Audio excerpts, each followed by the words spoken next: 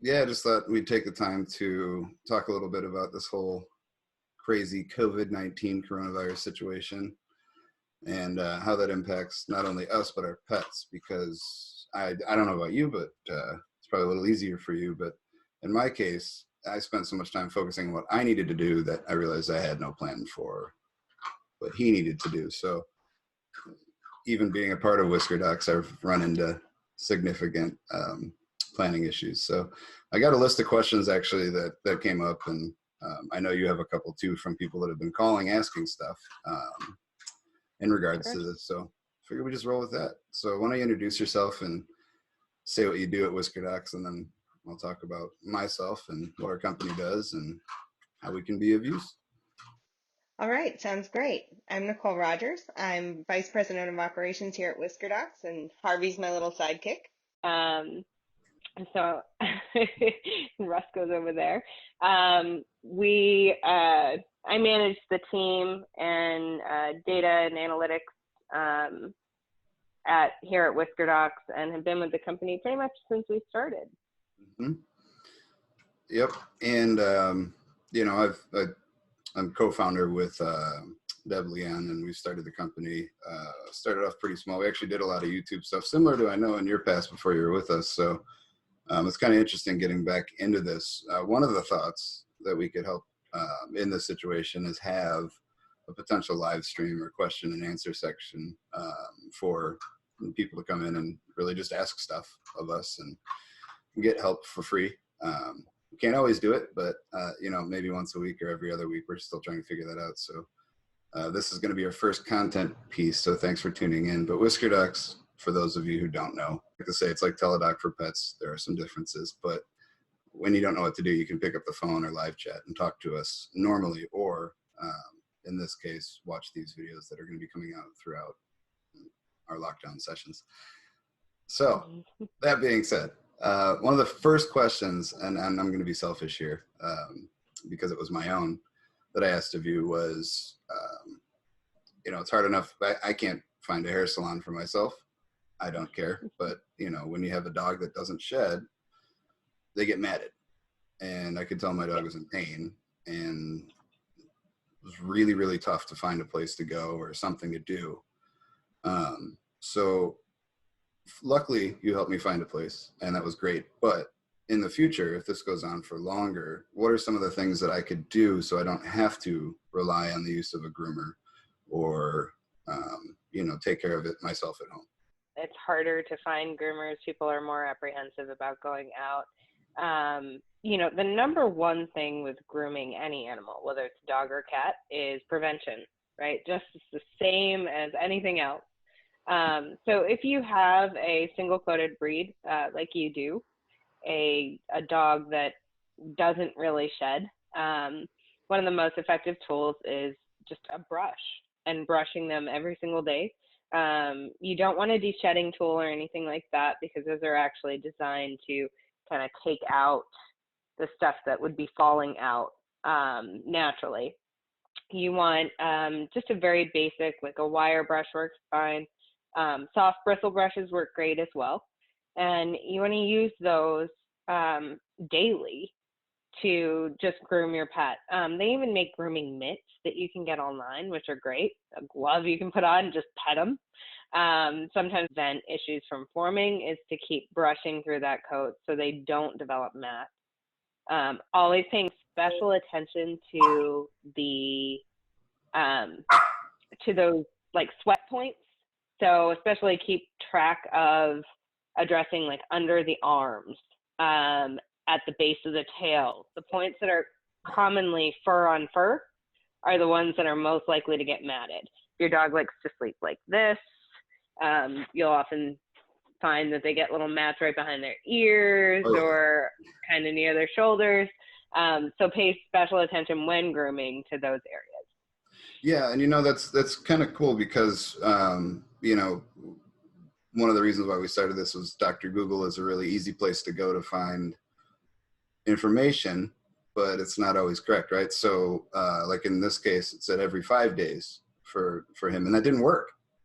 It just wasn't enough.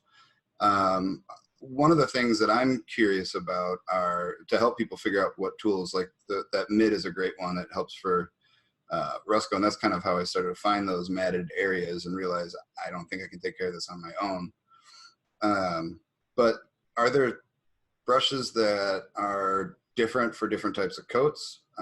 Because there's always, when I went to the store to get the brush, I remember seeing like, well, you need to get this one specifically, but that one actually didn't work so well as compared to just the mitt. So, I mean, I know it's possible, but it's confusing. So do those different types of bristles make a difference? I believe they do, but I don't know. They do. They do. So ideally in a dog, a dog like Rusco right now, he has a haircut. So for him, the mitt is probably completely sufficient. It has little rubber nubs. It'll stay on top of, you know, keeping little pin mats from forming. Pin mats feel like a piece of dirt stuck in there. Yeah. So that'll stay on top of pin mats. The different bristles actually address more of the issues like the coat length and thickness. So you want to make sure that wire bristles are good for longer hair dogs. The brush bristles, the standard like paintbrush type bristles, those work really well on thin coated dogs that have very, very thin, fine hair. And those usually stay on top of any mats forming. The rubber ones are good for short coats. And then there are metal ones that look more like, I don't even know how to describe this. They look more like a blade almost. And those are really more for the shedding breeds. So like Harvey would be the perfect dog to use a Furminator on to prevent mats in his coat. Because believe it or not, he can mat up even though he's a shedding breed and his coat isn't growing and growing and growing all the time. He can still form mats if there's hair getting trapped underneath the top coat. So you want to use a Furminator. I'm glad you said that, because it's interesting that actually when I went to get the brush before I'd asked you, they said Furminator, right? I said, well, I have a cockapoo. He's got, you know, not wiry, but kind of, you know, like curly hair, I guess, for what I could think of, or wavy. And he said, yeah, Furminator's the best. And then when I talked to you, it was like, no. And the Furminator, he was actually, you know, very uncomfortable. He didn't like it at all. So it's tough. Yep. So I'm glad you brought that up. And by the way, just want to say, when we put these up, we're answering just questions that came in via email or live chats or phone calls from before right now. So, but yeah, that's great help. I mean, it's going to keep me from having to worry about, because when he was mad at it, it was just awful and I felt terrible. And I'm sure any pet parent can relate to it. When you forget to do something, it's a terrible feeling. And when you don't have a plan, it's even worse because you don't know how to fix it. So it was great advice on that. Another question, this was a very interesting one to me. I've never seen this happen before. Somebody was having trouble adopting a dog. It's a two-part question. Number one was, what do I do if I can't find a dog to adopt? Do I just not do it? Can I use a breeder? Is it a bad thing? You know, is the stigma real? And those are questions that you don't have to answer because it's subjective and opinion based. But in her case, she really couldn't go to a shelter. They just weren't dogs. Sure. Yeah, and that is a problem. You know, there was a New York Times article, I believe, not that long ago that said we have a new shortage in this country. It's not PPE at this point; it's dogs, which I thought was really interesting. So that is happening, and I think you're right. A lot of it is social distancing, loneliness, all of that. I think there's probably also a large percentage of parents out there, and you guys can confirm this in the comments, but I think there's probably a lot of parents out there that have been saying, when we have time, to their kids, and now they're like, oh crap, we have time. You know, that's a good one. There's a meme floating around that was, obviously this is not true, but it said death rate in males have gone up in the US because the wives have finally figured out that I'll do it when I get time wasn't true. So, but in this case it is. In this case it is, I think. And I've heard from several parents too saying, you know, our kids are bored as heck. Said we're going to get a dog, and so we did. let's go Yep. ahead. Now is the perfect time, right? You're home. You get an opportunity to work on training, housebreaking. Even if you're getting an older shelter dog, you still have to housebreak them. A lot of times they don't come pre-potty trained. Cats too, time to litter box. It's the perfect time to adopt a pet. Yes, shelters are clearing out. So what should you do in that case? Well, you can, first of all, I would highly suggest that people start looking at major websites for adoption, like Pet Finder or adoptapet.com. Those resources often will bring together smaller rescues and kill shelters and other groups that actually transport pets to other areas of the country. So while New York or the Northeast, or even here in Southern California where I am, the shelters are cleared out, there are regions of this country, Tennessee, Mississippi, Alabama, that have a surplus still. And those dogs will get relocated to other areas of the you're more likely to find those animals. Change your search radius. Change it to nationwide, because there might be a note in there that they transport. So that's number one. Number two, also look for breed-specific rescues.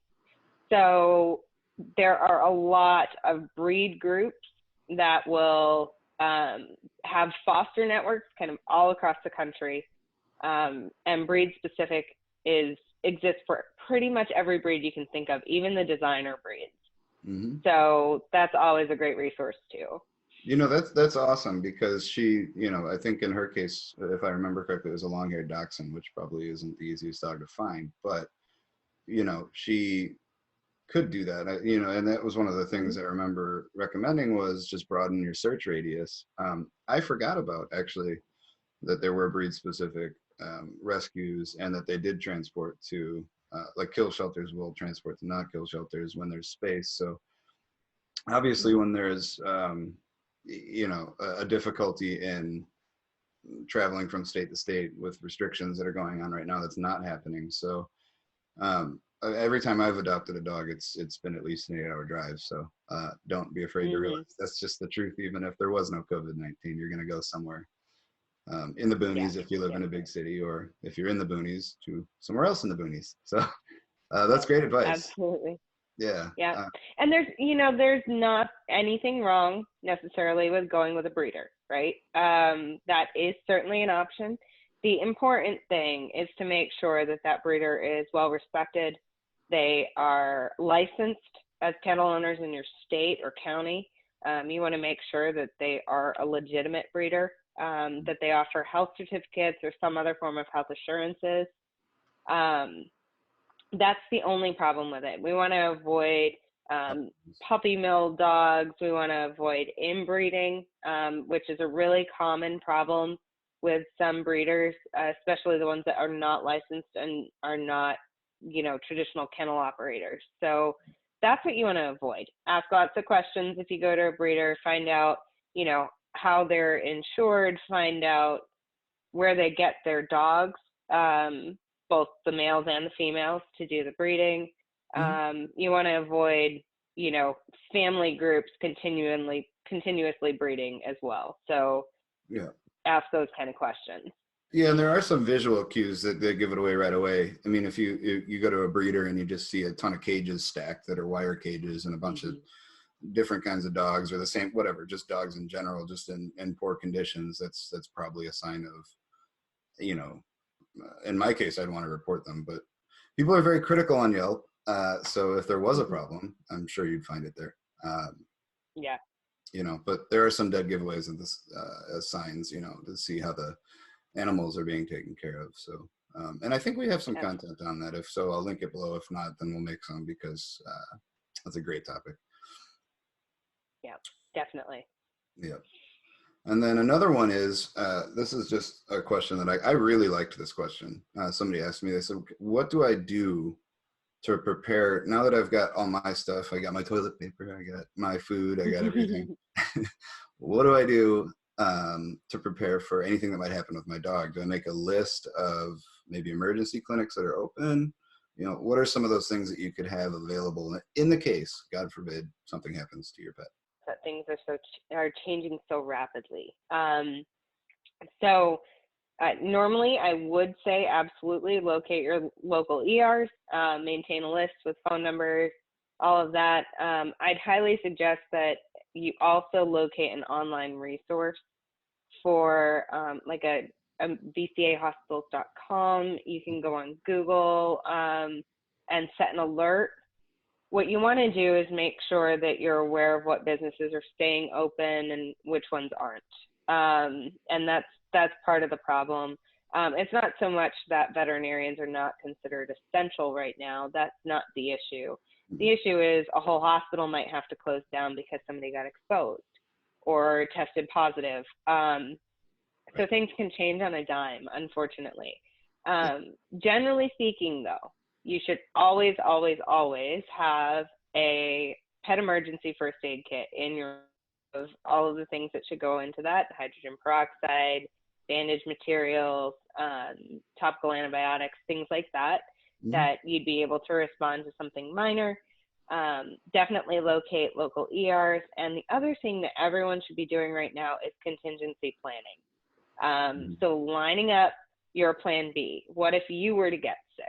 And That's a great point. Someone needs to care for your pet.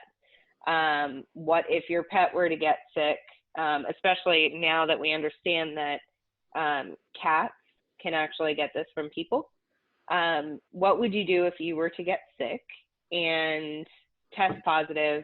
How would you handle your cat's litter box being changed and things like that? Do you have someone, a trusted friend or pet sitter, that could come in while you're quarantined and not touching your animal to keep them safe, and take care of the care elements, the general care, all of that, taking them for walks if they're a dog?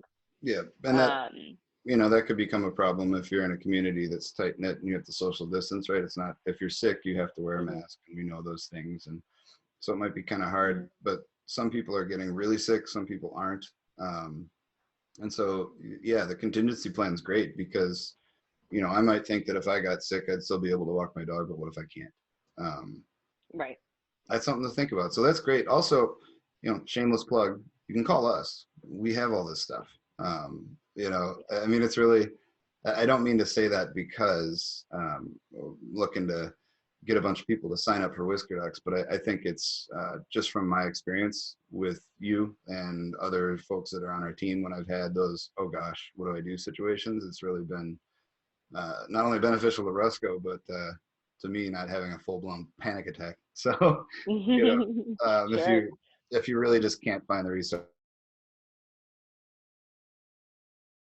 24/7, and our staff is all licensed veterinarians and credentialed veterinary technicians. So we got people that know what they're talking about, if you really need it. So it's a resource. And again, I'll put in the comments or in the description section where you can go to find us.